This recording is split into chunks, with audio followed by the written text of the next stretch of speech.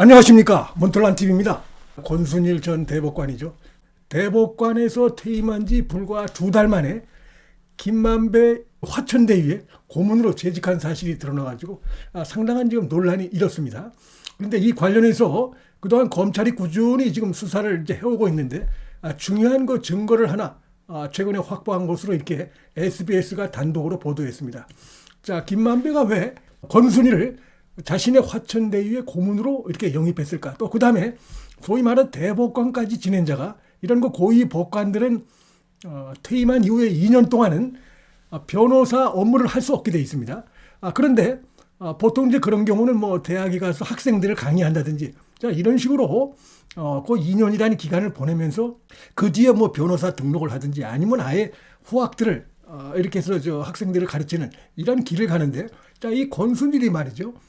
대법관에서 퇴임하고 나서 바로 그 김만배의 그 화천대유에 고문으로 이렇게 가 있으면서 그걸 외부에 알리지 않고 비밀리에 자문을 하면서 알려지기 전까지 약 1억 5천만 원을 받았는데 그런 거 돈을 받은 사실이 드러났죠. 그 이제 논란이 되니까 다 토해냈는데 토해냈어도 그건 다 불법입니다.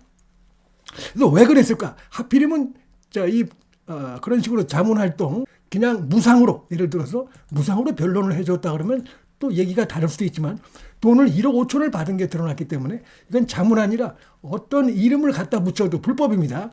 근데 왜 하필이면은 김만배 화천대유에 고문으로 가서 그것도 비밀리에 이렇게 있으면서 거액의 그 자문료를 받는 이런 짓을 했을까? 요게 보니까 이 지금 김만배가 이재명의 그 공직선거법 위반 관련해서 재판 거래 자, 이 부분을 권순일과 해가지고 그런 것이 배경이 돼서 바로 대장동에서 엄청난 떼돈을 벌었다. 이런 의혹이 지금 꾸준히 제기되고 있는데 그런 것과 관련된 연관될 수 있는 그런 부분 중에 하나입니다. 화천대유의 고문으로 재직한 사실이. 그리고 이제 처음엔 이들이 이걸 갖다가 부인을 했습니다. 화천대유 관련자들이 검찰 수사에서도 그다음에 언론들과 접촉에서도 아니다, 사실이 아니다라고 했는데 검찰이 결정적인 녹취 자료를 입수해가지고 이 화천대유 관련자들에게 들이민 것으로 이렇게 지금 이제 나타나고 있습니다. 자, 그 녹취의 정확한 출처 이런 거는 지금 이제 보도는 안 됐지만 SBS 단독 보도에 하면 입수한 녹취를 갖고 화천대유 관계자들에게 그걸 내미니까 결국은 이 화천대유의 고문으로 활동했다. 그러면서 고문료를 얼마를 받았다. 이런 부분들을 실토한 걸로 되어 있습니다. 그래서 이게 지금 결국은 이 여러 가지 의미가 있는데 첫째는 변호사법 위반이라고 하는 그 혐의 이것도 하나 있고 두 번째는 바로 이 화천대유에 이런 식으로 비밀리에 가서 이런 거 불법적인 행위를 했다는 거 하나. 그 다음에 이제 바로 이 지금 김만배가 대장동에서 떼돈을 벌어들일 그 전으로 해가지고 자, 당시 대법관이었던 권순일을 무려 8차례, 9차례 이렇게 방문한 사실이 지금 또 드러났습니다. 여기 대해서 김만배는 이발소를 가려고 이렇게 지금 권순일의 이름을 썼다고 하지만 이게 말도 안 되는 사실이 드러났죠. 대법원에서는 대법관이 허가해야 출입이 된다라고 하면서 김만배 이 변명이 거짓임을 대법원이 이제 밝힌 바가 있는데 바로 이 즈음에 지금 그 대법원에 계류되어 있고 대법원에서 진행되고 있던 이재명의 공직선거법 위반 이 사건 거기에 이제 이게 7대5로 최종적으로 아슬아슬하게 이재명이 구사일생을 했는데 그때 결정적인 캐스팅 보트 역할을 한 자가 바로 권순일이었습니다. 권순일이 선임 대법관이었고 그래서 그가 이재명 손을 들어주고 그러다 보니까 이 김명수가 역시 이제 선임 대법관이 그쪽으로 손을 드니까 따라줘가지고 7대5로 해서 2심에서는 이재명이 벌금이 300만 원이 나오고 그대로 이제 확정이 돼야 되는 것인데 사실은 그러면 그때 이미 끝났을 텐데 그 뒤로 여러 가지 벌어진 이 사회 해악적인 활동 이런 거는 이제 좀 벌어지지 않을 수가 있었을 텐데 이 권순일이 말이죠.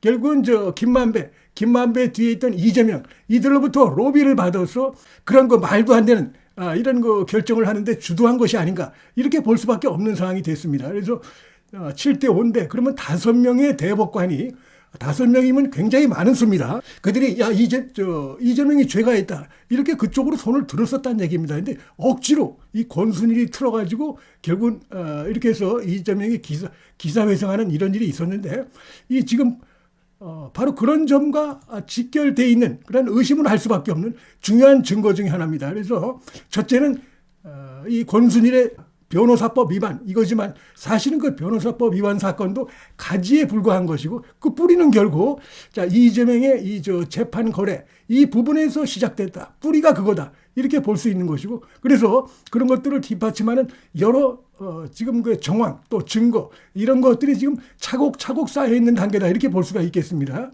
검찰이 확보한 증거 자료 중에 극히 일부분만 지금 나온 것으로 봐야 됩니다. 빙산의 일각이고 더 많은 증거를 확보했을 가능성이 있어 보이는 다시 말해서 권순일과 이재명과 권순일, 김만배 간의 이 재판 거래 이 의혹 부분 혐의에 대한 수사가 앞으로 본격화될 것임을 보여주는 시그널로 이렇게 볼 수 있는 상황이 아닌가. 자 이런 생각이 들고 보면 그리고 이 부분이 권순일과 김만배 간의 둘만의 관계가 아니고 이 지금 결국은 배후에 이재명이 있고 이재명이 어떤 불법적인 로비 이렇게 연결할 수밖에 없다는 것이 여러 가지가 있습니다. 우선 김만배가 바로 그 대장동에서 엄청난 떼돈을 벌었는데 그 떼돈을 벌게 된 배경에는 바로 이들의 원하는 대로 대장동 사업자들 김만배들이 원하는 대로 그렇게 해서 사업을 틀어가지고 천문학적인 돈을 벌게 됐고 그런 과정에서 김만배가 이제 황당하게 이 권순일 대법관을 8차례, 9차례 만났던 사실이 드러나고 바로 이런 식으로 재판에서 무려 법관 5명이 이건 아니다고 했던 부분인데 자, 이 권순일이 틀어서 이런 식으로 결론이 나고 그 다음에 퇴임하자마자 2년 동안은 변호사 활동을 해서는 안 되지만은 황당하게 김만배의 화천대유에 자문으로 가면서 1억 5천만 원을 받아가지고 이것도 알려지지 않았으면 돈을 계속해서 받았을 텐데 1억 5천만 원을 받았을 때쯤에 이제 드러난 것이죠. 그래서 토해내는 이런 일이 벌어졌기 때문에 쭉 정황으로 보면 이번 사건의 배후에는 결국 이재명이 연결되어 있다. 이렇게 볼 수밖에 없다고 생각이 드는데 그 밖에도 증거들이 많이 있습니다. 예를 들면 이제 유동규의 그 증언도 중요한 증거가 될 수가 있는데 자, 유동규 씨가 이렇게 얘기한 바가 있습니다. 김만배가 권순일이 내 말밖에 안 들어. 쌍방울 통해서 작업했다면서 지금 권순일 이 대법관이 이야기하더라라고 하면서 그 얘기를 지금 자기가 듣고 정진상한테 전화를 했다는 겁니다. 이게 굉장히 중요합니다. 정진상이 누굽니까? 이재명의 핵심 측근입니다. 오른팔 왼팔이죠 이들이. 그래서 정진상에게 형 쌍방울 통해서 김만배가 권순일에게 뭐 작업한 거 있어? 라고 물었더니 이때만 해도 이들은 관계가 좋을 때죠. 그랬더니 유동규 씨가 하는 얘기가 수화기 너머로 깜짝 놀라는 게 느껴질 정도였다. 이렇게 얘기를 하고 있습니다. 너 그걸 어떻게 알았어? 라는 식이었다. 그래서 그때 유동규 씨가 정진상한테 만배영이 나한테 얘기해줘서 알았지 라고 했더니 자, 그 다음 발언이 아주 그 의미가 있습니다. 정진상이 뭐라고 얘기하냐면 이야 진짜 대단하다. 만배영 대단해. 이러더라고요. 라면서 유동규 씨가 이제 이건 검찰 가서도 얘기했을 것이고 이재명의 핵심 측근인 정진상의 입에서 만배영 대단하더라. 우리 이재명 지사 살려줬다. 대단하다. 이렇게 얘기했다는 것은 결국 이재명이 배후에 있었고 이들이 대장동의 이 불법 커넥션 이거와 그다음에 대장동 재판 거래가 밀접하게 연관되어 있었다는 중요한 그 증거로 볼 수 있습니다. 이재명과 직접 연결될 수 있는 유동규 그다음에 정진상이 나오는 증언이다. 이렇게 볼 수가 있겠습니다. 그다음에 뭐 이런 얘기도 있죠.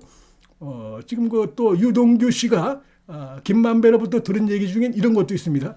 권순일이 이재명 판결을 뒤집은지 누가 알겠어? 라고 하는 말도 들었다. 이런 취지로 진술한 바도 있습니다. 그래서 지금 이제 이 부분이 이제 검찰에서 제가 앞서 말씀드렸지만 이제 중요한 녹취의 일부가 이렇게 세상에 알려졌다는 것은 이제 이 부분 관련된 검찰의 수사가 다시 본격화될 것임을 알려주는 시그널이라고 볼 수가 있고 이렇게 해서 이제 권순일에 대해서 이제 기소가 될 겁니다. 이제 소환 조사도 하고 기소가 될 텐데 그 기소의 범위가 한 것은 바로 그 이재명 그다음에 김만배 일당과 그들에게 로비를 받아서 재판 거래 의혹 이 부분 관련해서 이제 그 기소 내용에 권순일에 대한 그 기소 내용에 담긴다고 하면 그 파장은 상당할 수밖에 없는 것이고 그다음에 이제 이 사실 내용으로 보면 이건 완전히 구속영장감입니다. 이게 법관이라는 자가 이렇게 해서 퇴임하면은 여기 고문으로 가서 거액을 받기로 이렇게 사실상 약정이 된 것으로 볼 수밖에 없고,